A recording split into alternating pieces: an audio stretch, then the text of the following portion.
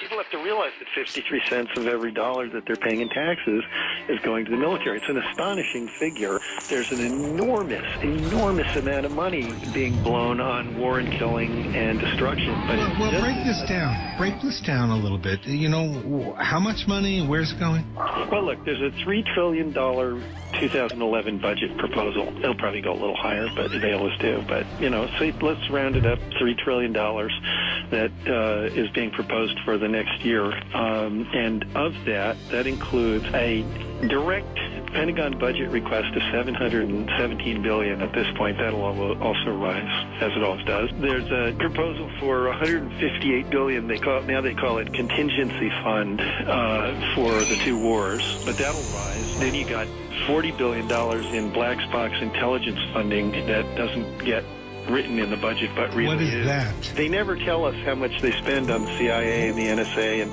the DIA and all these different intelligence activities, which are all war-related. But a couple of years ago, there was an error in testimony in the Congress that leaked that the black budget on intelligence was $37 billion. But I suspect that it's probably closer to 50 or 60 billion, because if you think about it, the CIA is basically running the Predator operation in Pakistan, and that's got to be hugely expensive. So, you know, I suspect that the intelligence budget is probably much more than $40 billion I gave it. Then you got another almost $100 billion in non-Department of Defense military spending, and that includes things like the military portion of NASA, military spending by the State Department. Remember, they hire all those military contractors to guard their embassy operation in Iraq and their embassy operation in Afghanistan and so on. It's pretty huge. Then you've got the Homeland Security budget that is largely military, and then the VA, $123 billion in veterans benefits for the damaged goods from all our wars. And finally, there's $400 billion in interest on the debt to pay for our prior wars. And that's just the interest. So that all adds up to $1.6 trillion. $1.6 trillion? And sort of like, how does that compare to the recent health care bill?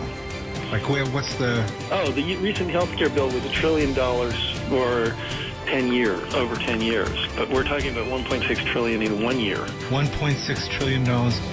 So we could have... Yeah, exactly.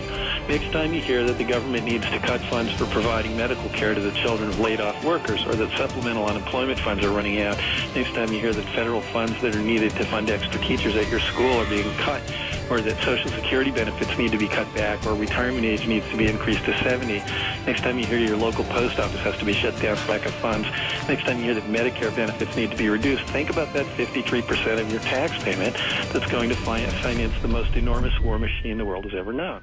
And that's the truth.